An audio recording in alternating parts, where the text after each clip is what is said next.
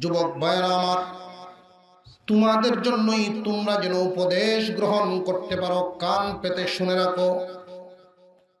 আল্লাহ নিষেধ করেছেন এই কাজ করা যাবে না, আমার মাওলা নিষেধ করেছেন। এই ভয়টা ভিতরে রাইখা যদি কেউ অন্যায় থেকে ফিরে থাকতে পারে, আল্লাহ পাক রব্বুল আলামিন এই দুনিয়াতেও বদলা দিবেন, আখিরাতেও বদলা দিবেন। কোন সুবহানাল্লাহ। বাদশার এক ছেলে এক মেয়ে, ছেলেটা ছোট, মেয়েটা বড়, মোটামুটি বিয়ের যোগ্য হয়ে গেছে। এই বাদশার মেয়েটা একদিন বাবার কাছে দরখাস্ত করে, বাবা গো, আমাদের এলাকায় নাকি বাণিজ্য মেলা বসলো, আমাকে যদি একটু অনুমতি দাও তাহলে আমি মেলা দেখতে যাব। বাদশাহ বলে, দেখ মা, বাহিরে তো আমার তো মান সম্মান আছে, যদি মানুষেরা জানতে পারে তুমি বাদশার মেয়ে তাহলে আমার সম্মান থাকবে না। ছদ্মবেশে তোমাকে পাঠানো যাবে না, পরিচয় জানলে অবশ্যই আমার ইজ্জত চলে যাবে। আর যদি বাদশাহী শাহী মেজাজ এবং শাহী দেহ রক্ষী সহকারে আমার সাজ সরঞ্জাম দিয়া পাঠাই তাহলে মেলার পরিস্থিতি বিঘ্ন হবে, কারণ তুমি একার কারণে অন্যদের অসুবিধা হবে। আমরা এখানে যদি কোনো মন্ত্রী তাহলে আমরা অসুবিধা আছে না নাই? কারণ পুলিশের যন্ত্রণায় আল্লাহ বাউ করে মসজিদ লোক নেই, মুসল্লি মসজিদে যদি এমন কোন মুসল্লি গিয়া ঢুকতো যে ফিসে দিয়া 100 পুলিশ সামনে দাও, 200 পুলিশ, আমরা গেলাম কই? এই জন্য আল্লাহ বুঝে বাজে মুসল্লি বানাইছেন। সুবহানাল্লাহ কইতেন না? করিম আলী সমীর আলী রে মুসল্লি বানাইছেন, যার পুলিশও লাগে না, দারোগাও লাগে না। কথা বুঝাইছে নি? আর যার পুলিশ দারোগা লাগে, পুলিশ দারোগা কেল লাগেন লাগে। উমর রাদিয়াল্লাহু আনহুকে জিজ্ঞাসা করা হয়েছে, হুজুর, অর্ধেকটা পৃথিবী আপনি পরিচালনা করেন, আপনার পুলিশ দারোগা কই? তিনি বলেন, আমার দেহরক্ষী লাগে না, আমার পুলিশ দারোগা লাগে না। পুলিশ দারোগা কেন দেওয়া হয় তোমরা জানো নি? যে আরেকজনে মেরে ফেলে নাকি? কারণ এই বয়টা তো তার অন্তরেই থাকবে, যে আরেকজনের ঠকায়, আরেকজনের মাল নষ্ট করে, সে তার ভিতরে এই ভয় থাকবো কোন দিক দিয়ে জানি আমারে মারে। কারণ আমার তো চরিত্র ভালো না, আমি মানুষের মাল শুধু ঠগাই। কথা বুঝাইতেছে নাকি? যারা পুলিশ দারোগা লইয়া ঘুরে ওরা বুঝে যে সুযোগ পাইলে আমরা থইতো না, তাফরায় আমার মানুষে। কথা বুঝাইতেছে নাকি? কারণ কাম যা করে বেশিরভাগ মন্দ, বেশিরভাগ কি ভালো না, বেশিরভাগই মন্দ। এই জন্য ভিতরে ভয় থাকে, আল্লাহ বুঝে বাজে লয়। কথা বুঝাইতেছে নাকি? মুসলমান ইমানদার ভাইয়েরা আমার, ওই বাদশা বলতেছেন, মারে তোমাকে এইভাবে পাঠানো যাবে না, তুমি যদি যাইতে চাও ছদ্মবেশে যাও, আমার পরিচয় দিবা না, তুমি তোমার মন মতো ঘুরে চলে আসো। ভাই বোন দুইজন চলে গেল, ওই রাজপ্রাসাদ থেকে বাহির হয়ে সেই মেলার দিকে চলে গেল, ইচ্ছা মতে ঘোরাফেরা করলো, প্রায় সন্ধ্যা হয়ে গেছে। এবার বাড়িতে চলে আসার জন্য যখন রওনা দিল, বাড়িতে চলে আসার জন্য যখন রওনা দিয়েছে, তখন মানুষের বীরের কারণে ভাই বোন দুইজনের হাতের মধ্যে ধরা ছিল।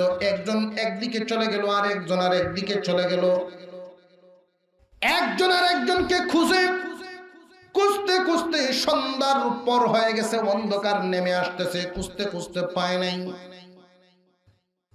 বোনটা বড়, ভাইটা ছোট। ভাই যদি ছোট হয় রাস্তাঘাট তো তার চিনা জানা, কারণ ছেলে মানুষ রাস্তা চিনে।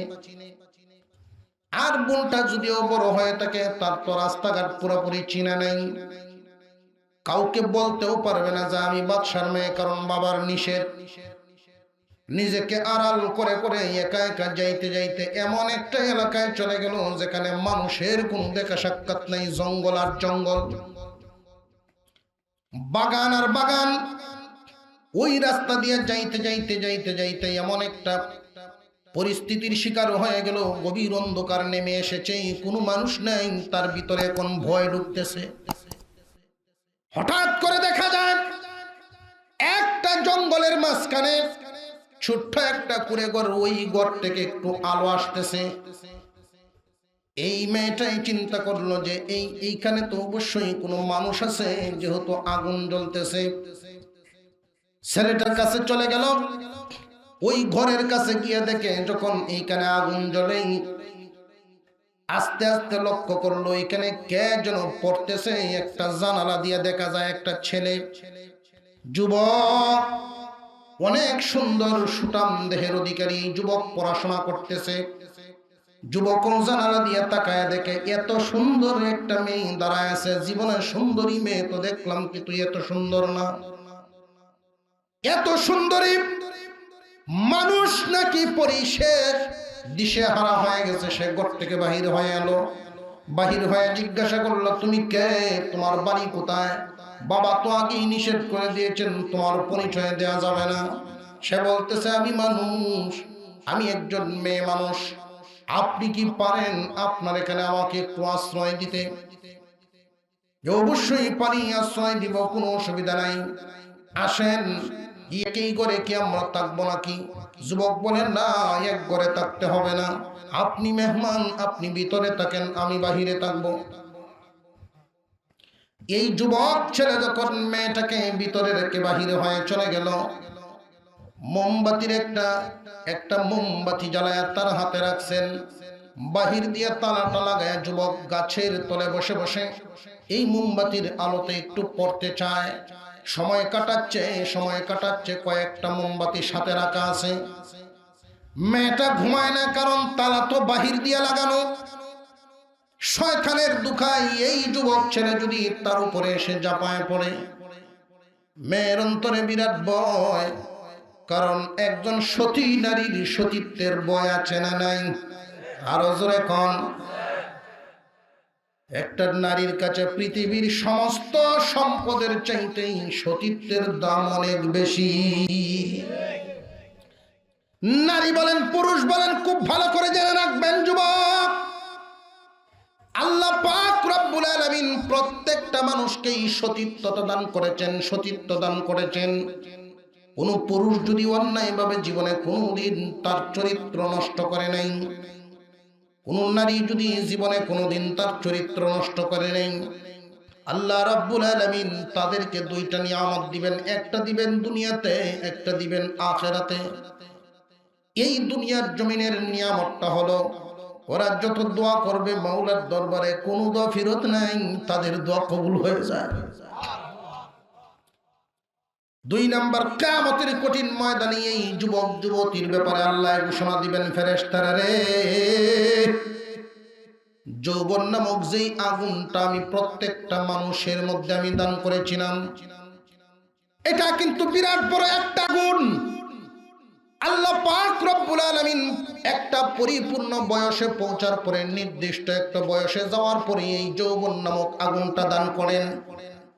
এই আগুনে পুড়ে যে নিজেকে ঠিক রাখতে পারে, জীবনে কোনদিন অন্যায়ভাবে পা বাড়ায় নাই, এই আগুনে যারা পুড়তে পারে আল্লাহ পাক ফেরেশতাদেরকে জানায়া দিবেন, ফেরেশতারা রে, আমি ওরে যৌবনের আগুনে জ্বালাইলাম, কিন্তু কোনদিন আমাকে অসন্তুষ্ট করে নাই। আজকে আমি আল্লাহ খুশি হইয়া জাহান্নামের আগুন থেকে বাঁচাইয়া দিলাম।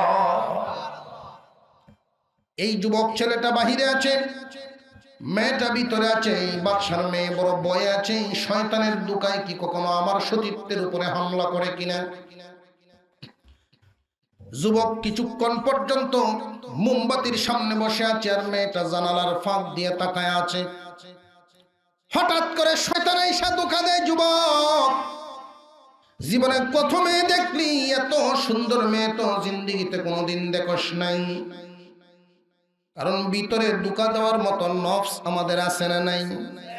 নফসের ধোঁকায় পড়ে গেছে। জীবনে কত সুন্দর মেয়ে দেখলি, এত সুন্দর মেয়ে তো আর দেখোস নাই, আর এত সুযোগও জীবনে কোনোদিন আসবে না। ফিরানোর মতো কেউ নাই, বাধা দেওয়ার মতো কেউ নাই। বিশাল জঙ্গলে তুমি একা যুবক, তুমি ইচ্ছা করলে মনের স্বাদ পূরণ করতে পারবা।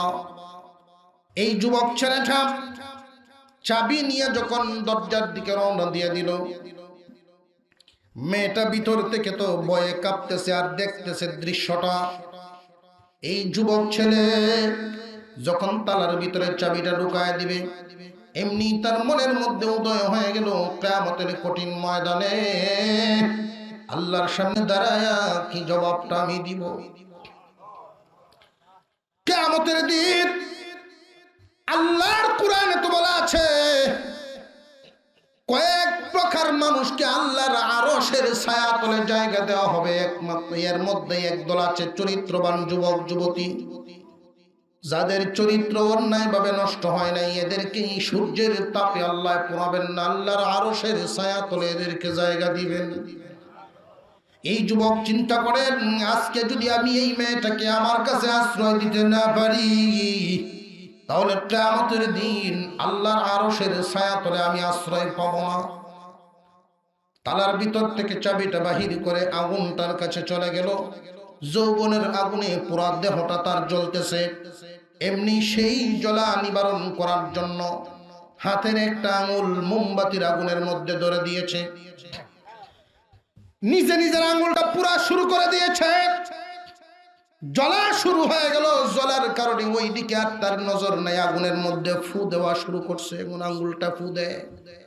এই অবস্থায় কিছুক্ষণ চলে গেল আগুনের জ্বলার কারণে। যৌবনের চাহিদার কথা আর মনে নেই। কিছুক্ষণ পরে আবার যখন নফসে ধোঁকা দেয়, যুবক রে, জীবনে কত সুযোগ পাইবে, কত সুযোগ পাইবে, এমন সুযোগ তো আর আসবে না। জীবন তো কাটাইবি, এমন সুযোগ পাবি না। এই যুবক আবার আর একটা আঙুল ফুরে ফেললো। এইভাবে শয়তান যতবার ধোঁকা দেয় ততবার একটা আঙুল আগুন দিয়ে পুড়ে। রাত শেষ হয়ে গেল, একটা হাতের 5টা আঙুলও পুড়ে গেছে।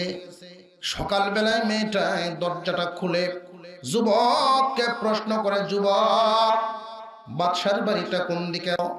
মাগো, অভিযোগ থাকলে বলতে পারো, তাহলে অবশ্যই ব্যবস্থা গ্রহণ করা হবে।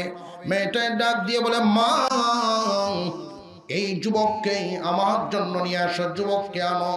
অবশ্যই অবশ্যই আলোচনা আছে, যুবকের একটা বিচার করতে হবে। যেই মাত্র বলেছে যুবকের একটা বিচার করতে হবে, মা মনে করেছে কোনো সমস্যা আছে। বাদশার কাছে যখন বলল, বাদশাহ, তোমার যেই ওই দিকের বাগানের মধ্যে যুবক আছে, একটা চাকরি করে, ওই যুবককে তোমার দরবারে এনে হাজির করো। তোমার মেয়ে নাকি কোনো বিচারের ব্যাপারে আলোচনা করবেন। যুবককে আনা হলো। যুবককে সামনে বসায়া মন্ত্রী পরিষদ কয়েকজন বসলেন। এই মেয়েটাই প্রশ্ন করতেছে, বাবা গো, এই পৃথিবীর জমিনে একজন মেয়ের জন্য, একজন ছেলের জন্য সবচেয়ে দামি বস্তুর নাম কি? যে সবচেয়ে দামি বস্তুর নাম তো হলো চরিত্র।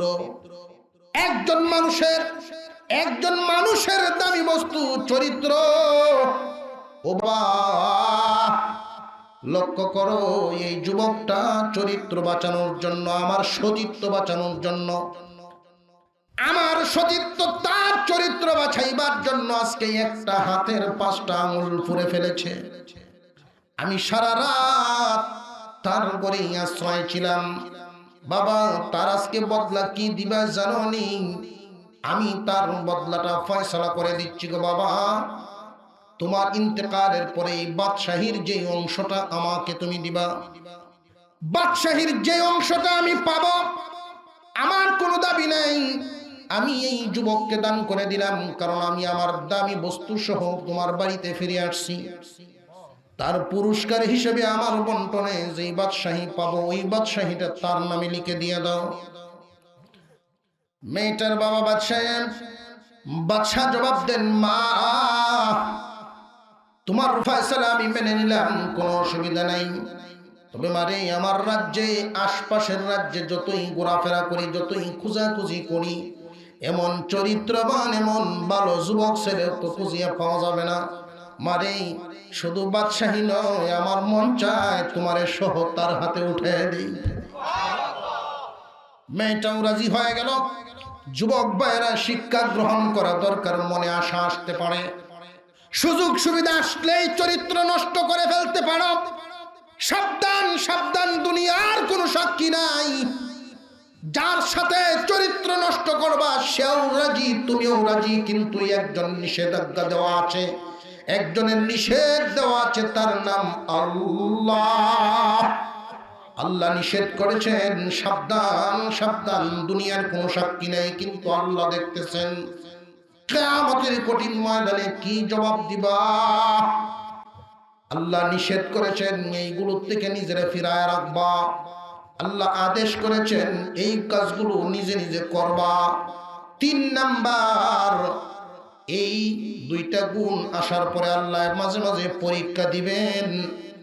কারণ আল্লাহর ওলি হওয়ার আগে তোমাকে কিছু পরীক্ষা করিয়া নিবেন, তুমি কি সত্যি ওলি হওয়ার যোগ্য কিনা। মুসিবত কিছু আসবে, এই সময় যেন তোমার মুখে থাকে ইন্না লিল্লাহি ওয়া ইন্না ইলাইহি রাজিউন। ওই সময় আল্লাহর উপরে তুমি সন্তুষ্টি থাকবা। আমার সন্তান মারা গেল, অসুবিধা নেই, সন্তান দিয়েছেন কে? আল্লাহ সন্তান দিয়েছেন, আল্লাহ নিয়ে গেছেন, অসুবিধা নাই। আমার মাল দিয়েছেন, আল্লাহ নিয়ে গেছেন, অসুবিধা নাই। আল্লাহ মাল দিয়েছেন, আল্লাহর প্রতি খুশি, নিয়ে গেছেন তবু খুশি। এই অবস্থায় যদি নিজেকে রাখতে পারেন, আল্লাহ বলেন বান্দারে, পরীক্ষা করার পরে যেহেতু তুমি পাশ করে ফেলেছো, ইন্নাল্লাহা মা'আস সাবিরিন, এরকম সবরকারী বান্দার সাথে থাকেন কে? আর জোরে কোন? আল্লাহ রাব্বুল আলামিন আদেশ দেন 3টা গুণ তোমার মধ্যে আনবা। 1 নাম্বার, আল্লাহ যত নিষেধ করেছেন এগুলো থেকে নিজেরা বাঁচায় রাখবা। 2 নাম্বার, আল্লাহ যা আদেশ করেছেন এইগুলো তুমি কাজ পালন করবা। 3 নাম্বার, এর পরে তোমার উপরে কিছু পরীক্ষা নিরীক্ষা আসবে, ওইগুলোর সময় তুমি ধৈর্য হারা হইবা না, আল্লাহর প্রতি খুশি থাকবা। এই 3টা গুণ যদি তোমার মধ্যে আনতে পারো, এইরকম গুণী মানুষগুলো 2 রাকাত নামাজ পড়ে আল্লাহর কাছে দোয়া করলে দোয়া কবুল হয়ে যায়। আমরা এখনো আজকের থেকে আল্লাহর কাছে বিশেষ কোনো কারণে যদি দোয়া করতে চাই, আমার ছেলের চাকরির প্রয়োজন, ওযু করে 2 রাকাত নামাজ পড়ে আল্লাহর কাছে দোয়া করেন। মেয়েটার বিয়ের প্রয়োজন, 2 রাকাত নামাজ পড়ে আল্লাহর কাছে দোয়া করেন। একটা জমি রাখার জন্য কিছু টাকা প্রয়োজন, আল্লাহর কাছে দোয়া করেন। 2 রাকাত নামাজ পড়ে পড়ে নামাজের মাধ্যমে আল্লাহর কাছে দোয়া চাইবেন। মনে থাকবে ইনশাআল্লাহ? থাকবে তো? আল্লাহ পাক যেন আমাদেরকে আমল করার তৌফিক দেন। আল্লাহর কাছে দোয়া কবুল হওয়ার জন্য প্রথম শর্তই হলো ঈমানদার হওয়া। যে কোনো ব্যক্তি দোয়া করলেই কিন্তু আল্লাহ পাক রব্বুল আলামিন এই দোয়া কবুল করেন না।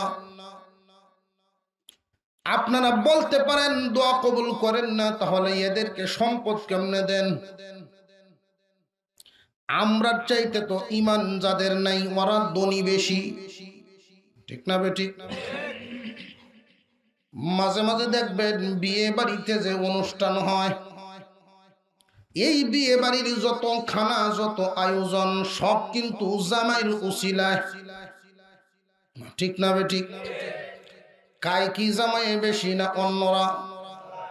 বন্ধু বান্ধব আত্মীয় স্বজন সবাই খায়, এমনকি কুকুরেও খায়। সত্যিকারের ঈমানদার যারা, তাদের উসিলায় আল্লাহ পাক রব্বুল আলামিন আসমান টিকায় রাখছেন। এই সত্যিকারের ঈমানদারের সাপোর্টার যারা, সাথী সঙ্গী যারা, দলের মানুষ যারা, আল্লাহ রব্বুল আলামিন তাদের উসিলায় তাদের জন্য নিয়ামত বানায় দিয়েছেন। আর ওই নিয়ামত থেকে যারা বেঈমান কুকুর বিড়ালের মতো খানা তারাও খাইতেছে। বরং দেখবেন বিয়ার দিন জামাই দেখলে কুকুর আরো সেতে,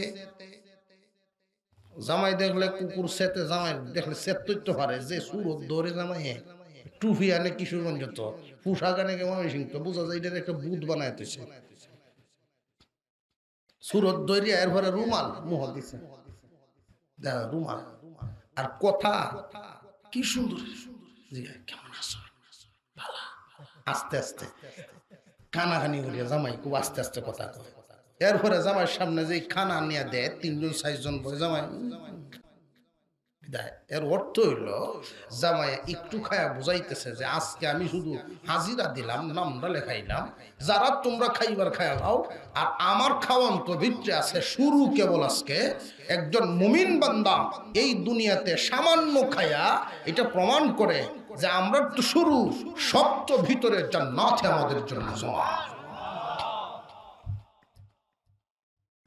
মুসলমান ইমানদার ভাইরা আমার,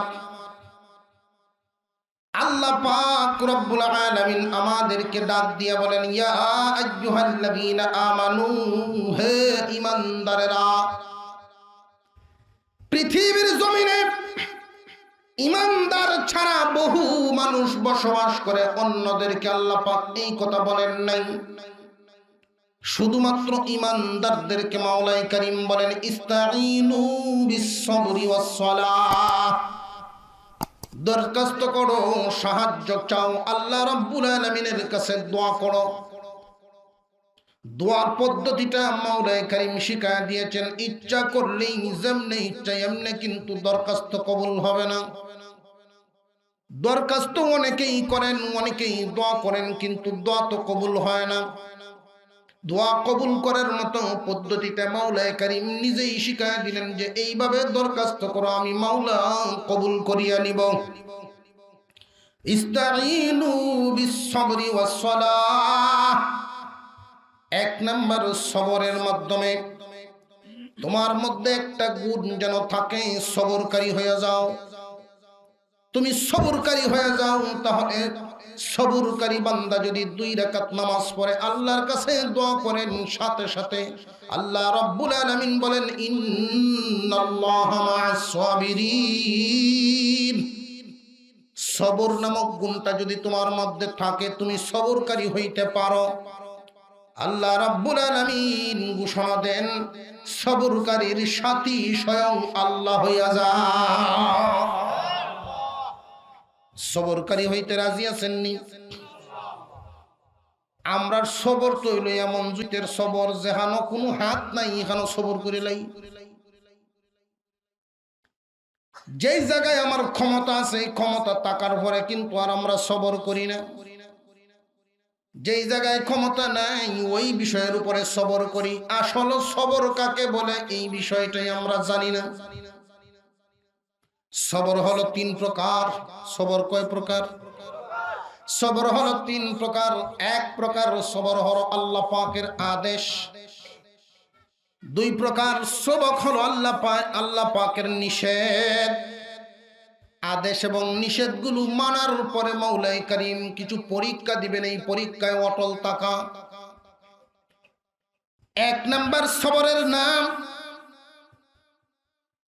আল্লাহ পাক রব্বুল আলামিন খুব ভালো করে বুঝেন। আল্লাহ যে আদেশ দিবেন, আল্লাহ যে নিষেধ দিবেন, এইগুলো কোরআন হাদিসে আছে না নাই? আরো জোরে কোন। আমরা তো মনে করি যে আমার একটা ক্ষতি হয়ে গেল, আমি সবর করলাম, এটার নামই মনে হয় সবর। না না, এটা অনেক পরের তবকা। 1 নাম্বার সবর, আল্লাহ পাক রব্বুল আলামিন নিষেধ করেছেন তুমি সুদ খাইবা না। মনে চায় সুদ খাওয়ার জন্য, আর আল্লাহ নিষেধ করেছেন সুদ খাওয়ার জন্য। তুমি কি মনের কথা মানবা? তুমি কি মনের হুকুম মানবা না আল্লাহর হুকুম মানবা? এটা আগে ঠিক করো। সবর করতে হবে, ধৈর্য ধরতে হবে। আল্লাহ নিষেধ করেছেন গান শোনা যাবে না, কিন্তু মনে কয়ে গান শুনলে ভালো লাগে। আল্লাহ নিষেধ করেছেন ভিন্ন নারীর দিকে নজর দেওয়া যাবে না, কিন্তু তোমার চোখ বলে ভিন্ন নারী দেখলে বড় ভালো লাগে। আছে না নাই? এই রূপ প্রত্যেকটা মানুষের ভিতরেই আছে। উলামায়ে কত আয়োজন করেন যে না না তোমরা রাস্তায় বাহির হইও না, বেপর্দায় চইল না। তারা আরো উল্টা ব্রিফিং দেয়, কয় তোমরা চোখ ঠিক করে নাও। আমরা বলে চোখ ঠিক করে তাম। এক ব্যক্তি বাজারও করতে, সেটা আবার নিজের কানে শোনা। বেড়া নিলে কিনা এখন বাজারও হাঁটতাম পারি না। বেড়া নিলে বাজার হাঁটতারে না। আমি মনে মনে কই রে এরার কাছ তো এই বাজারটা আমরা জুড়ে দখল হয়েছি। বাজার মনে হয় এরার আছি। মুসলমান ইমানদার ভাইয়ারা আমার, প্রত্যেকটা মানুষের কুদরতি ভাবে মানুষের মধ্যে এইগুলো আছে। গুনাহ দেখলেই গুনার দিকে মন চাইবে যাওয়ার জন্য, গুনাহ দেখলেই মন চাইবে যাওয়ার জন্য। ভিন্ন নারী দেখলে তার চোখ যাইতেই চাইবে, এটাই স্বাভাবিক। যে যত বড় শিক্ষিত হোক না কেন, যত বড়ই জ্ঞানী হোক না কেন, মানুষটার চোখ সেদিকে যাবেই। এই জন্য পর্দার বিধান নাজিল করা হয়েছে। পর্দা করে যদি কোনো নারী রাস্তায় বাহির হয়, তাহলে তো একজন মানুষ তার দিকে তাকাইলে কোনো লোভ করার কোনো সুরত থাকবে না। আর এমন ভাবে যদি তুমি বুরকা পরো, এমন জামা পরো, এমন টাইট ফিট পোশাক পরো যে একজন মানুষ একবার তাকাইলে দ্বিতীয়বারও তাকাবে। একজন মহিলা, আল্লাহ পাক রব্বুল আলামিন হুকুম দিয়েছেন, তুমি যদি ঘর থেকে বাহির হতেই হয়, তিনটা কারণে মহিলা ঘর থেকে বাহির হতে পারে। কয় কারণ?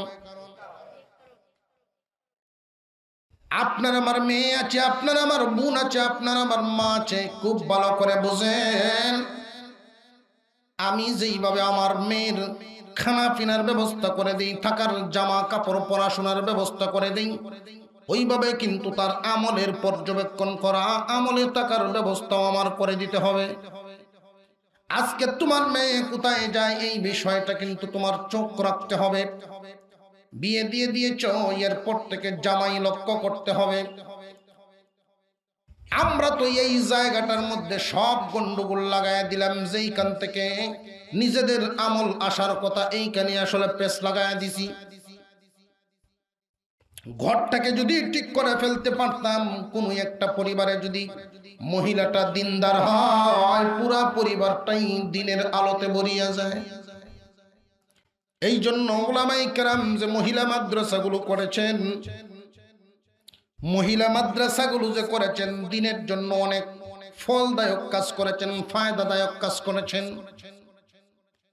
একটা পরিবারে যদি একটা মেয়ে দিনদার হয়ে যায়, তাহলে পুরা পরিবারটাই দিনদার হয়ে যায়। মেয়েটা যদি দুনিয়াদার হয়, তাহলে পুরা পরিবারই দুনিয়াদার হয়ে যায়। আল্লাহ পাক রব্বুল আলামিন তোমাকে এক নম্বর সবর করার কথা বলেছেন। আল্লাহ পাক রব্বুল আলামিন যেগুলো নিষেধ করেছেন, এগুলো মনে চায়, কিন্তু মন রে সবর করাও, মন রে সবর কর। আল্লাহ নিষেধ করছেন গান শোনা যাবে না, তোমার ভালো লাগলেও সবর করো, জান্নাতে গান শুনবা। মনে চায় আজকে তোমার সুদ খায়া, ঘুষ খায়া, অন্যায় ভাবে টাকা উপার্জন করে মনের চাহিদা পূরণ করিয়া ইচ্ছা মতো ফল ফ্রুট খাইবা, দামি দামি বিছানা, দামি দামি বাড়ি ঘর বানাইবা, টাকা অন্যায় ভাবে উপার্জন করবা, মনে এটা চায়।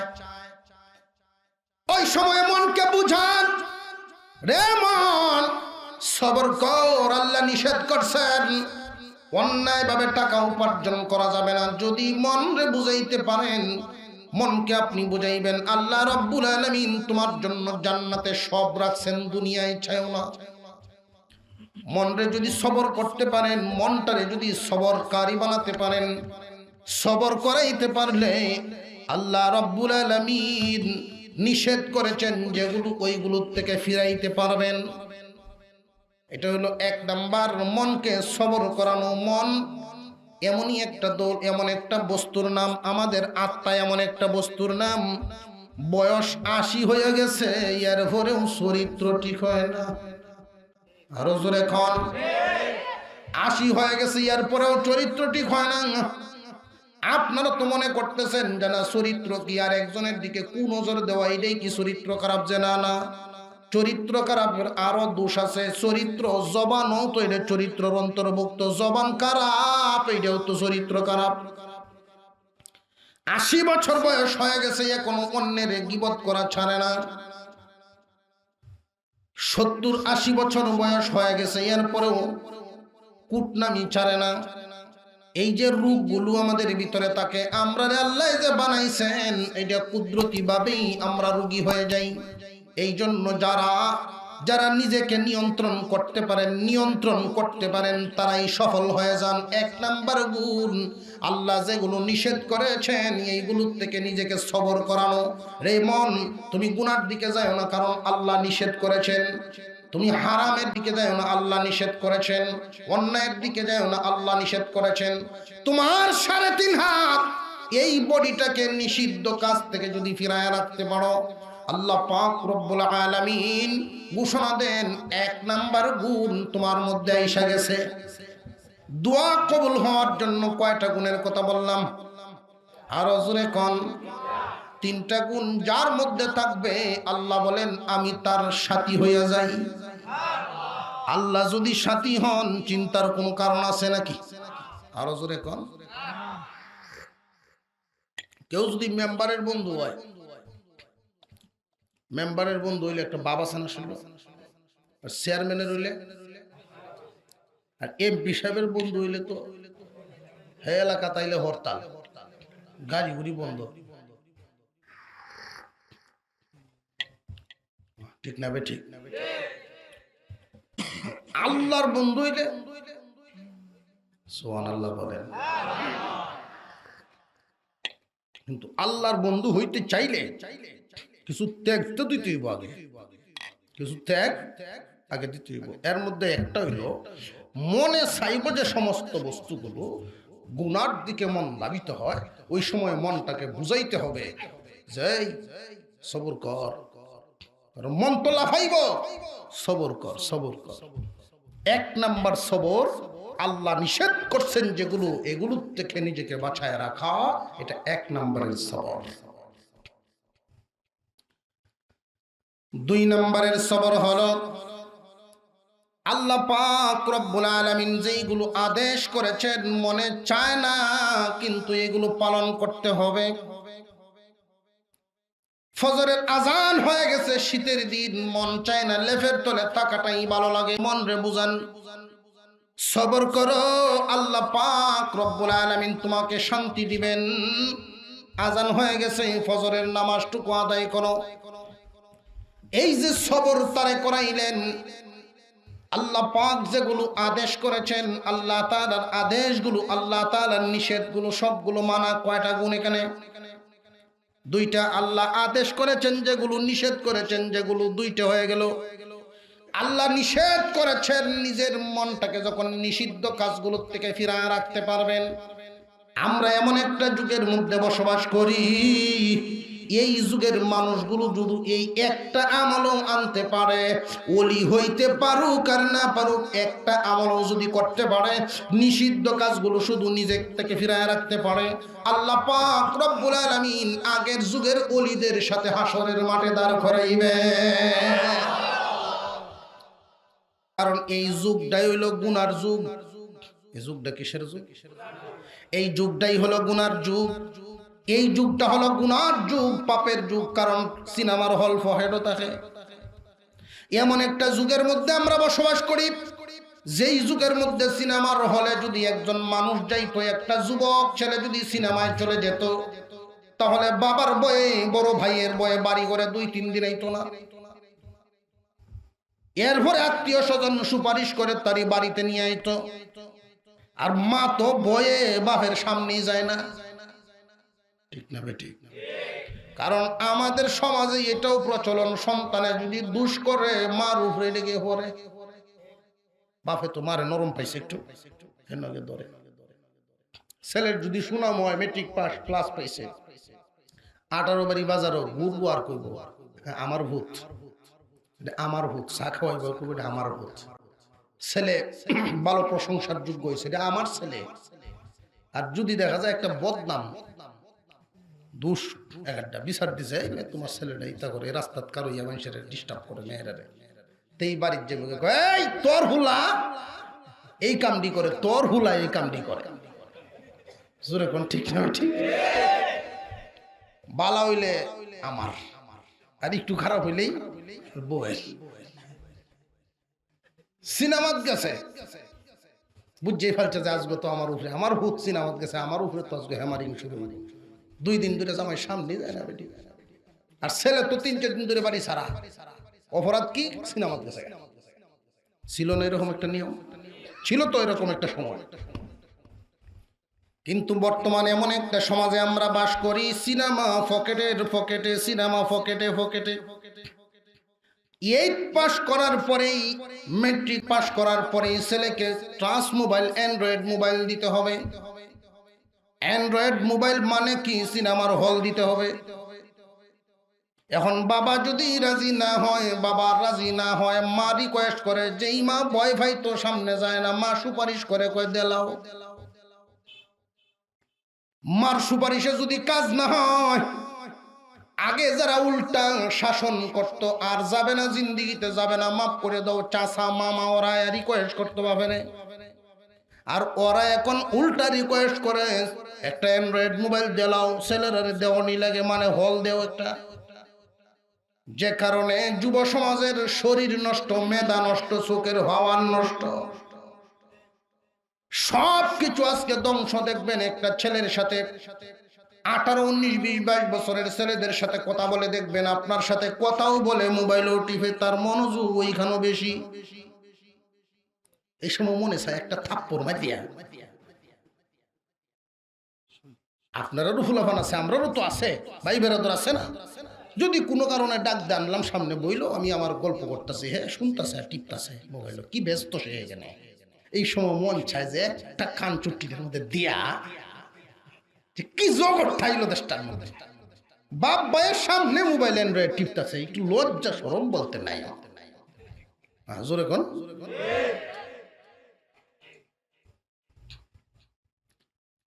আল্লাহ পাক রব্বুল আলামিন নিষেধ করেছেন যেগুলো, এইগুলোর থেকে নিজেরা ফিরায় রাখো। বিশেষ করে যুব সমাজ, তোমরা যদি চাও যে আমার মনের আশা যেন আল্লাহ পূরণ করেন, এরকম আশা প্রত্যেকের আছে না নাই?